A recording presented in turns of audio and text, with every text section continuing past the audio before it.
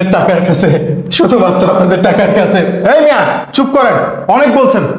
আমি আর জানতাম না যে এই মেয়েটা আপনার স্ত্রী। এই তোমার কি লজ্জা লাগে না?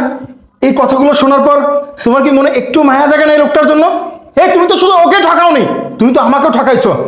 দিনের পর দিন তুমি আমাকে বলতা কি যে আজকে বাবার সমস্যা, আজকে মায়ের সমস্যা, দেখো এই সমস্যা ওই সমস্যা বলে আমার কাছ থেকে তুমি তোমার স্বামীর কথাগুলো লুকিয়ে রাখছো। তার মানে তুমি আমার সাথেও প্রতারণা করছো। ওর সাথে তো করছো করছো, আমার সাথেও প্রতারণা করছো। এই কেন কেন আমার সাথে প্রতারণা করছিস? হ্যাঁ স্যার, আমি আপনার অনুরোধ করে কই, আমার সামনে আমার স্ত্রীরে মারবেন না।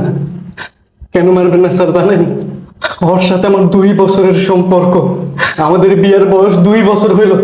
এই 2 বছরে কোনোদিন ওর গায়ে একটা ফুলের টোকাও দিই নাই। আমি ওরা এতটাই ভালোবাসি, ওর জন্য আমি সবকিছু করতে পারি স্যার জানেন।